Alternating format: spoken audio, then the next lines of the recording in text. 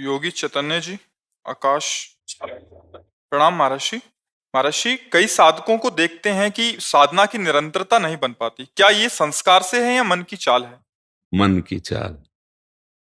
पूर्व प्रारब्ध स्फुरना करता है, भोगों का संयोग दिलाता है, ना कि भोगों में भ्रष्ट कर देता है। क्योंकि अगर प्रारब्ध के अनुसार ही हमारी साधना होती तो कभी भगवत प्राप्ति नहीं होती। प्रारब्ध दो ही कर्मों का होता है, शुभ और अशुभ कर्मों का, जो पूर्व में किए हैं उनके संस्कार होते हैं। जैसे हमारा मलिन संस्कार है, कामाशक्त या क्रोधाशक्त, वो स्वभाव में कारण शरीर में उसका ज्यादा प्रभाव होता है। बोले बड़ा कामी स्वभाव का है, बड़ा क्रोधी स्वभाव का है, बड़ा लोभी स्वभाव का है, तो उसका प्रभाव सूक्ष्म शरीर पर, अंतःकरण धर्म पर पड़ता है और उससे क्रियान्वित स्थूल शरीर होता है। लेकिन हम तीनों शरीर से अलग हैं और यही समझने के लिए हमें मानव देह मिला है। हमारा इन तीनों शरीरों से न कभी संबंध था, न है, न रहेगा, लेकिन फिर भी भ्रम से हम इसे स्वीकार कर लिए हैं। इसी भ्रम को मिटाने के लिए मुझे मानव देह मिला है। इन शरीरों के संस्कारों के दृष्टा बनकर स्थूल सूक्ष्म कारण हम देख रहे हैं और अंतर में निरंतर गुरु के द्वारा दिया हुआ मंत्र और गुरु के द्वारा दिया हुआ नाम, उसके सुमिरन में लगे हुए हैं। अब प्रमाद स्थिति अगर साधक करेगा तो संस्कार उस पर चढ़ बैठेगा, भ्रष्ट करा देगा। और अगर मंत्र बल है, नाम बल है, साधना बल है, तो उनको भस्म करके वो अपने स्वरूप में स्थित होगा या भगवत प्राप्ति करेगा। साधक की प्रमाद स्थिति ही उसको भ्रष्ट करती है, ना कि उसका प्रारब्ध। इतना बलवान प्रारब्ध नहीं है कि पुरुषार्थ को रौंद दे। ये पुरुषार्थ कोई प्राकृतिक नहीं है, यह अविनाशी चिदानंद मार्ग है, जो इन सब काम क्रोध लोभ मोह मद मत्सर को, पहले शब्दों का ध्यान रखना, भोग का संयोग उपस्थित करना, भोग की स्फुरना करना, किसी भी प्रारब्ध, लेकिन भोगना ये प्रमाद है, वर्तमान। हाँ, ये प्रमाद। जो प्रमाद स्थिति साधक स्वीकार किए हुए है वो आगे नहीं बढ़ पाएगा। इसलिए आहार विहार संग चिंतन, इन्हीं के द्वारा हमारा युद्ध हो रहा है ना। पूर्व अशुभ संस्कारों से हमारा युद्ध हो रहा है। हम प्रतिपल युद्ध में तैनात हैं, रात दिन लड़ाई लड़ रहे हैं, तभी तो विजय श्री मिलती है। इन्हीं से तो लड़ रहे हैं। और लड़ना किससे? हमारा पूर्वाभ्यास भोगों का, हमारा पूर्वाभ्यास शरीर राग, हमारा पूर्वाभ्यास मान सम्मान का, इसी का तो नाश करना है। वो उपस्थित हो रहे हैं, लेकिन साधक अंतर्दृष्टि से, दृष्टाभाव से उनको काटता चला जा रहा है, और जो काट ना पाया तो वो उसे काट के गिरा देते हैं। अगर हम उस स्फुरना में तन्मयता धारण करते हैं, साधक और संसारी में अंतर होता है। स्फुरना प्रारब्ध से, संस्कार से आई। हाँ, ये तो उसको लेना न लेना वर्तमान में साधक की संगति और उसका वर्तमान की साधना। हाँ, उसका विवेक, अगर विवेक प्रवीण है, मार देगा, उस स्फुरना को मार देगा, संकल्प बनने ही नहीं देगा। और अगर स्फुरना और संकल्प, तो क्रिया को नहीं रोक सकते। फिर क्रिया तुम्हारे बस की नहीं रह गई। फिर अगर स्फुरना को रोक दिया, संकल्प नहीं बनने पाया, तो फिर क्रिया तक पहुंच ही नहीं पाएंगे। नहीं तो बिना क्रिया के भी नष्ट हो जाएगा साधक, बिना क्रिया के भी। जैसे काम का संकल्प बढ़ा तो मनोवाह नाड़ी है, वो मंथन करके आपके ब्रह्मचर्य को नष्ट कर देगी, क्रिया हो या ना हो। ये सूक्ष्म विषय है। अखंडता में जैसे साधना की देखा गया, प्रारंभ तो हम बहुत सारे साधक कर लेते हैं, लेकिन अखंडता बनाए रखना बहुत कठिन होता है। इसमें ये बात है कि साधना प्रारंभ का लक्ष्य क्या है? हाँ, भगवत प्राप्ति। वो आप नहीं जानते ना, आप अपने हृदय की बात जानते हैं, लोगों की। हाँ हाँ, कहते हो जबान से कि भगवत प्राप्ति। एक बात कह रहा हूं, मतलब आपकी बात नहीं कह रहा हूं। जैसे हम लोग कहते हैं भगवत प्राप्ति, लेकिन हमारा लक्ष्य क्या है? अगर भगवत प्राप्ति है तो तुम राजी कैसे हो गए रुपए में? तुम राजी कैसे हो गए भोग में? भगवान से बढ़कर भोग को समझ लिया। एक तरफ श्री भगवान बैठे हैं और एक तरफ भोग सामग्री है त्रिभुवन की। आप किसी भी वस्तु व्यक्ति स्थान के प्रभाव से भगवान का विस्मरण कर दिए तो बड़ा कौन हुआ? वो वस्तु व्यक्ति स्थान हुआ ना। तो आप भगवत प्राप्ति के लिए आप चले कहां थे? आप तो भगवत प्राप्ति का लक्ष्य जब हो जाएगा तो किसी की ताकत नहीं है कि वो भगवान से उसको विलक कर सके। त्रिभुवन की राज्य लक्ष्मी देने पर भी जो आधे पल के लिए भगवान का विस्मरण नहीं करता, वो भगवत प्राप्ति के लक्ष्य का साधक है। आप विचार करके देखिए। अच्छा, फिर वही संकल्प अखंडता लाएगा। देखो महाराज जी, इसमें सबसे बड़ी बात होती है आग क्या है आपके अंदर, लगन क्या है। हाँ, वो फिर बर्दाश्त नहीं होता। जैसे हृदय में सारी स्फुरणाएं होती है, ऐसा नहीं होता कि काम स्फुरना नहीं, क्रोध स्फुरना, सब होती है। रोना पड़ता है जब साधक विवश होता है, तो रोता है गुरुजनों के चरणों में कि अब बस नहीं रह गए, बहुत जला रहा है मन, नहीं तो सह जाओ। यम ही न विथियन्त्येते पुरुषम पुरुषर्षभ सम दुखा सुखाधीनम सोमृतत्वाय कल्पते। वो अमृत पद का अधिकारी हो गया जो आई हुई व्यथाओं को। स्फुरना कोई साधारण थोड़ी होती है। जब काम की स्फुरना, क्रोध की, ये जो वेग आते हैं, इनको तो कोई महात्मा ही सह सकता है, नहीं तो एक मिनट के अंदर तन्मयता प्रदान करते हैं। जो तन्मय नहीं हो पाया स्फुरना में, वो संकल्प नहीं बनने पाएगा, ध्यान रखना।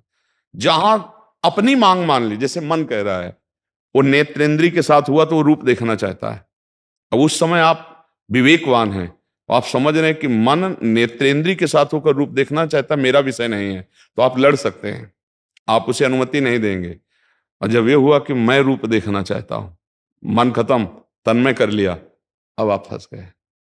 मैं किसी भी इंद्री के साथ जुड़ा अंतःकरण धर्म का, वो आपको मारेगा। मैं भोगना चाहता हूं, मैं चखना चाहता हूं, मैं सूंघना चाहता हूं, शब्द स्पर्श रूप रसगंध, 5 मना खष्टान इंद्रियाणी प्रकृति स्थानी कर सती। लेकिन आप सच्चिदानंद वपु भगवान के अंश हैं। भक्ति ज्ञान, आप आत्मस्वरूप हैं। दो में एक स्वीकार कर लो। आप इनके दृष्टा हैं, साक्षी हैं, भोक्ता नहीं हैं। भोक्ता वो हैं, आप भोक्ता नहीं। कर्ता वो हैं, आप कर्ता नहीं। कर्ता और भोक्ता भाव जब तक रहता है तो विमूढ़ता बनी रहती है, मूढ़ता छाई रहती है। अहंकार विमूढ़ आत्मा कर्ता हमिति मन्यते। आज मेरा मन कह रहा है ये खाऊंगा, रसेंद्री और मन मिल गया, तो आप कैसे मिल गए? मैं खाऊंगा, कितनी बड़ी भूल हो गई। रसेंद्री मांग रही, अब उचित है तो दीजिए, अनुचित है तो मना कर दीजिए। लेकिन जब मैं खाऊंगा तो उचित अनुचित का विचार ही खत्म हो गया। हर विषय से मैं भोगूंगा। तो जनेन्द्री और मन मिल गया, जनेन्द्री मन मिल गया, त्वगेंद्री स्पर्श सुख की आकांक्षा कर रही। क्या मैं स्पर्श सुख का भोगता हूं? नहीं।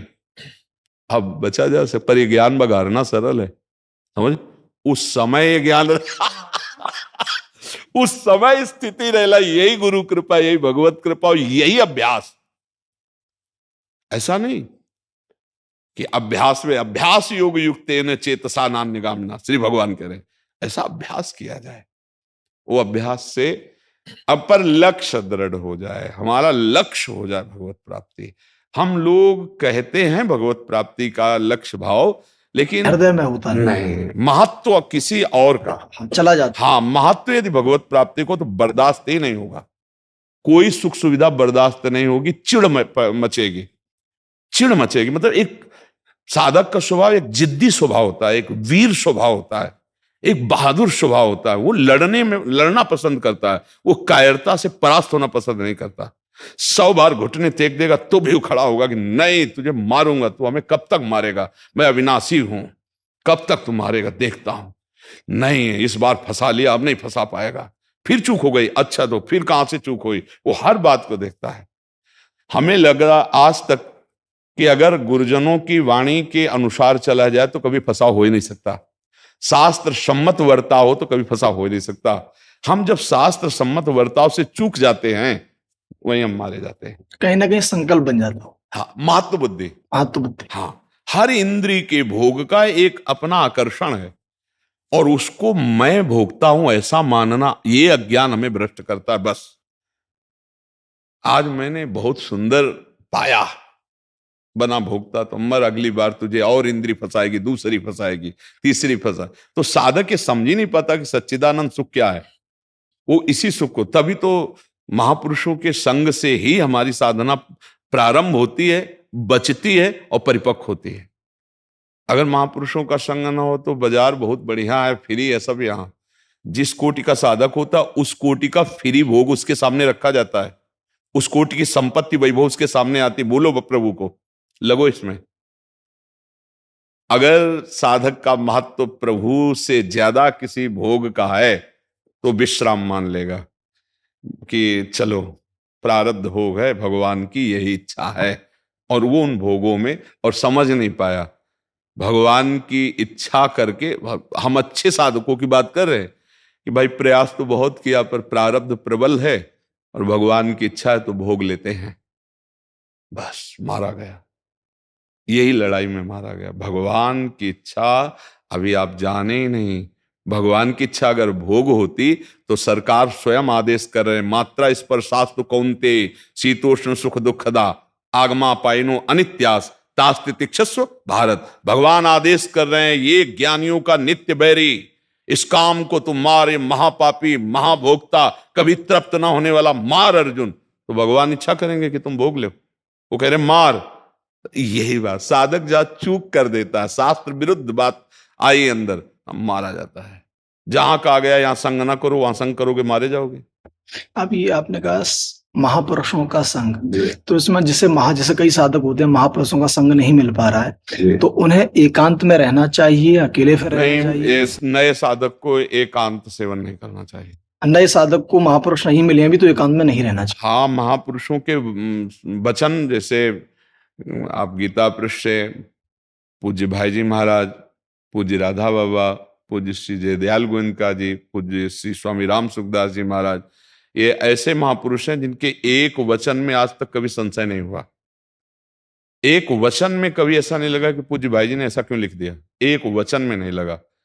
और जैसे अपने सन्यास मार्ग में जब थे तो पूज्यपाद उड़िया बाबा, उनके वचन हमारा जीवन, हमारे मित्र, हमारा सर्वस्व रहा है। तो गंगा किनारे अकिंचन भाव से रहते थे, पर एक छोटी सी झोली में पूज्य बाबा की वाणी, उड़िया बाबा का उपदेश, वो हमारा जीवन सूत्र रहा है। जहां कहीं भी तो बस हर समय तो महापुरुषों का कई तरह से सानिध्य लिया जाता है। प्रगट सानिध्य लिया जाता है, उनकी वाणी का सानिध्य लिया जाता है और उनके चिंतन का सानिध्य लिया जाता है। भाई जी महाराज, पूज्य बाबा, राधा बाबा, उड़िया बाबा, ये कहीं गए थोड़ी है। एक महाराज जी, मैंने भी पत्र में लिख के उड़िया जी महाराज का, उड़िया बाबा जी का, जब यह ध्याता ध्यान में ध्येय रूप हो जाए, पूरो जानो ध्यान तब जामे संशय ना, मैंने भी लिख के रखा था। यही है। तो महापुरुषों का आदर्श अगर आप वचन मान करके चलेंगे तो कभी भ्रष्ट नहीं होने देंगे। संन्यास मार्ग के आदर्श पूज्यपाद श्री उड़िया बाबा, और फिर भक्ति का प्रारंभ हुआ पूज्य श्री भाई जी श्री हनुमान प्रसाद पोद्दार जी महाराज। और जब उन्हीं के आदेश से उन्होंने श्री राधा माधव चिंतन नामक एक ग्रंथ में लिखा है, जब भाव बढ़े तो फिर युगल सरकार की उपासना के जो रस संप्रदाय है उससे, तो उन्हीं की प्रेरणा से ये, तो फिर सदगुरुदेव भगवान। बिना आदर्श के हम एक कदम नहीं चल सकते। हमारा आदर्श पुरुष होना चाहिए। जो आदर्श महापुरुषों को आगे रखता है उसे कोई परास्त नहीं कर सकता है। हर समय हम किसी महापुरुष के साथ थोड़ी बैठे रहते हैं, वो हमारे यहां रहते हैं। दिमाग, भाई जी ने कहा ये, राधा बाबा ने कहा ये, गुरुदेव भगवान ये बोले, हर क्रिया हर चेष्टा में छाए रहते हैं दिमाग में। हम महापुरुषों के बिना एक कदम भी नहीं चल सकते। इसे सानिध्य कहते हैं। एकांत में साधक अगर रहेगा तो विचार किसी समय उसे कुविचार में बदल सकते हैं साधक। इसलिए आसपास कहीं ना कहीं साधु महात्माओं का सानिध्य होना चाहिए, क्योंकि प्रगट के सानिध्य के बिना विचार हमारे, तो बहुत अच्छा साधक है जो अपने को विचारों से पवित्र रख सके, क्योंकि विचारों में जहर है अहंकार। अहंकार, हाँ, करता भाव। हाँ, इस जहर से साधक तो मुक्त हुआ नहीं तो सिद्ध हो जाता।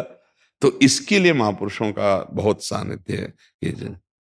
उनके सामने आधा करता भाव तो ऐसी दवा रहेगा। हाँ, तो इसलिए, हाँ इसीलिए। और नहीं, उसमें एक और भय रहता है ना कि जैसे सिटी स्कैन होना है तो पता चल जाएगा ना कि तुम्हारा कहाँ तो अब उनकी दृष्टि के सामने गए, मानो सिटी स्कैन हो रहा है, तो डर लगता है कि अगर कोई गलती चूक भी हुई तो उनकी दृष्टि में जाने पर ही, मतलब, तो हमको हर समय सावधान रहना कि कोई चूक ना हो। और जब हम उनके पास पहुंचते हैं प्रगट में, धूल धूसरित हो जाता है सारा साधन का बल।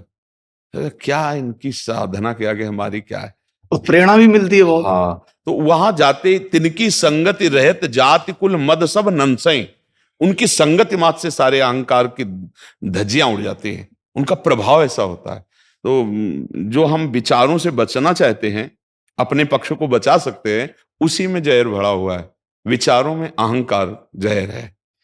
जैसे परिवार में ममता जहर है, भोगों में आसक्ति जहर है, ऐसे विचारों में अहंकार जहर है।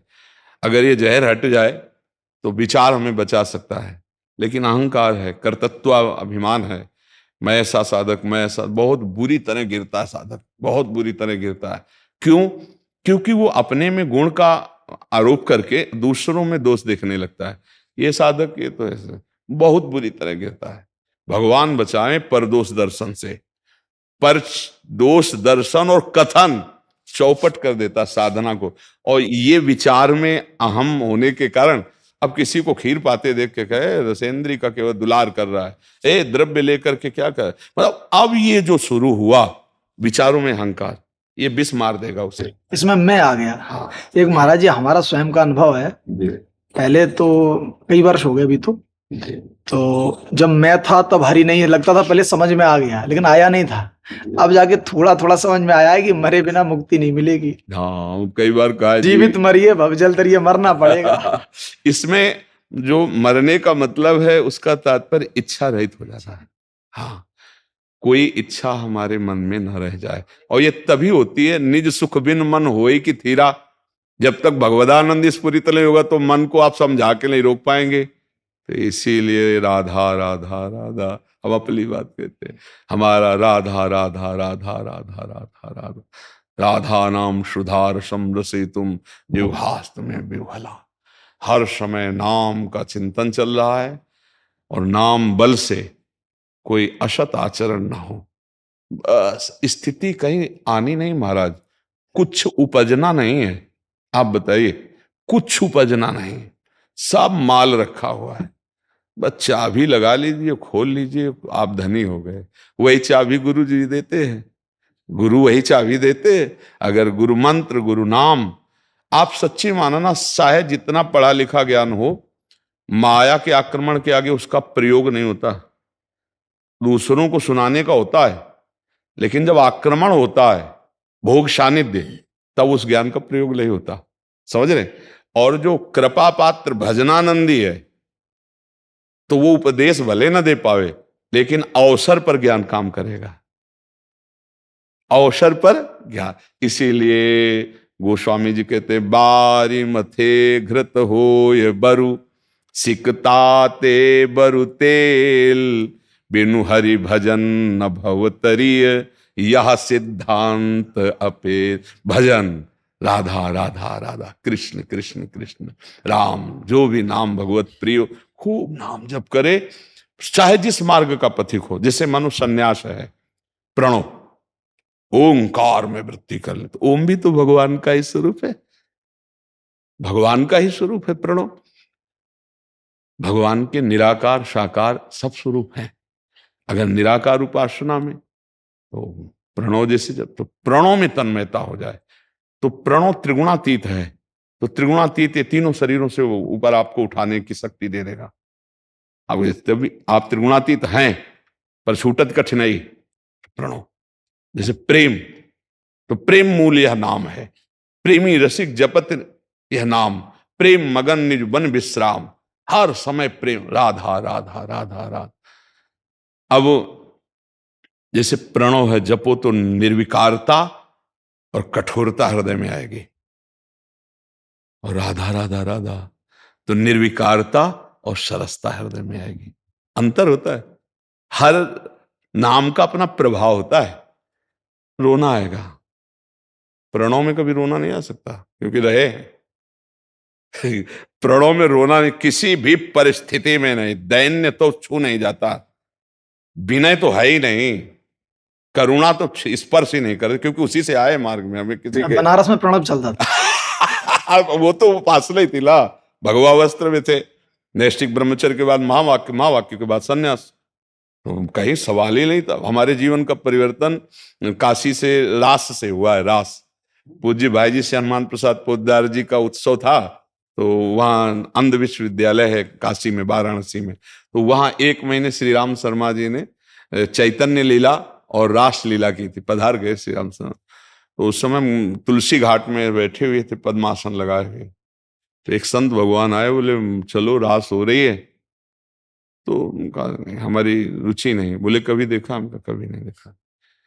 बोले चलिए, हमका हमारी रुचि नहीं है, आप क्यों हमें परेशान करते हैं, तो एक बार देख लीजिए। तो हमें लगा जैसे गांव में रामलीला होती है, ऐसे रासलीला कोई होती होगी, हमें मतलब परिचय नहीं था।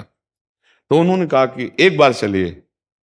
हमें लगा कि यही तो पास की बात है, चलते हैं, भागवती खित होगा, संत कह रहे हैं, महादेव जी की प्रेरणा। गए, बैठे, वो मतलब फंसाना था ना उनको। जो देखा चैतन्य लीला, दिन में रात में रास लीला। अब तो नशा चढ़ गया, रोज पहले जाके बैठ जाते थे। 1 महीना जब हुई ना, भाई जी के पद पहले होते थे और फिर होती थी लीला। अब 1 महीने में जब हुआ लीला समाप्त हो जाएगी, तो लगा अब जी नहीं सकता इस लीला के बिना। अब प्रणब कहाँ गए? यही इनका खेल होता है। इसमें भगवद आकर्षण, इसमें ज्ञान विज्ञान काम नहीं करता, इसमें भगवद आकर्षण होता है। तो कहीं ना कहीं महाराज जी निर्विकार से रसो वैसा श्रेष्ठ होगा, तभी तो जीवन इस तरफ आए। हाँ, बात इसमें ये होती कि कहीं ना कहीं महादेव जी की इसमें कृपा और प्रेरणा हम देखते हैं कि जा पर कृपा न करें पुरारी, सो न पाओ मुनि भगत हारी। हम कभी राधा नाम नहीं लिया, हम कभी किशोरी किशोर को नहीं जानते थे। बस जीवन की शुरुआत ऐसी हुई, रो पड़े।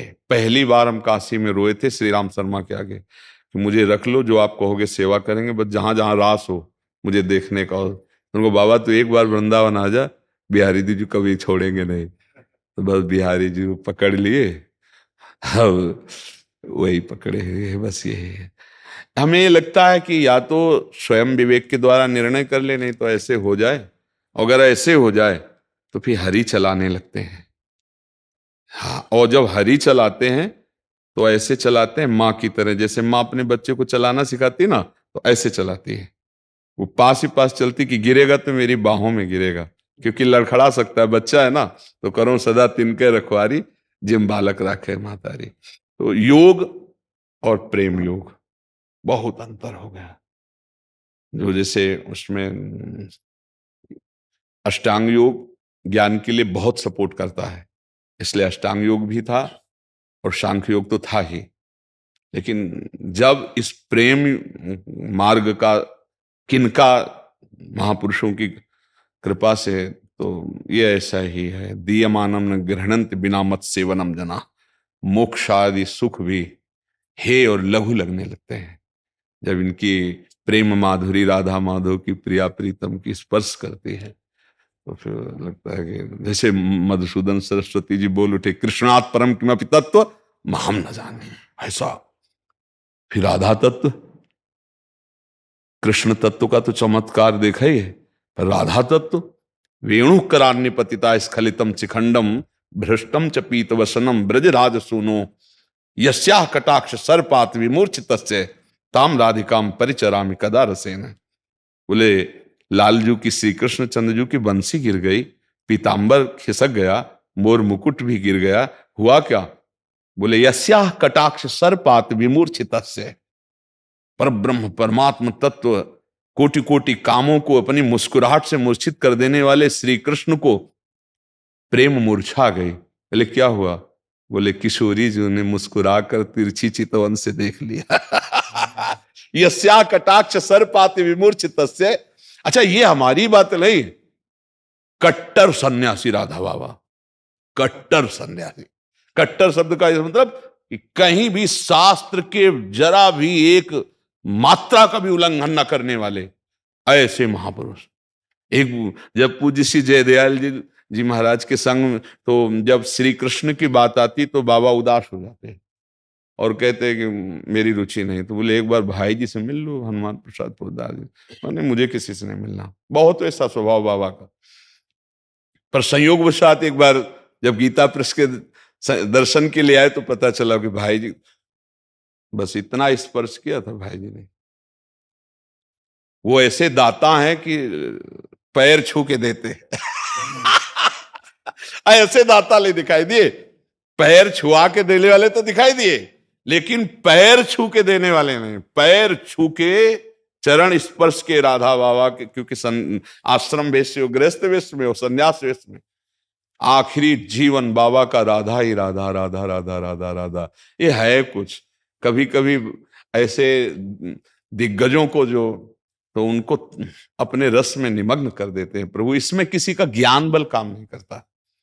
यहां जैसे बाबा को बोध संपन्न महापुरुष है राधा बाबा, लेकिन ज्ञान काम नहीं किया, जबरदस्ती बलात् श्री कृष्ण की रूप माधुरी, बलात् भाव का प्रवेश, ये महापुरुषों के संग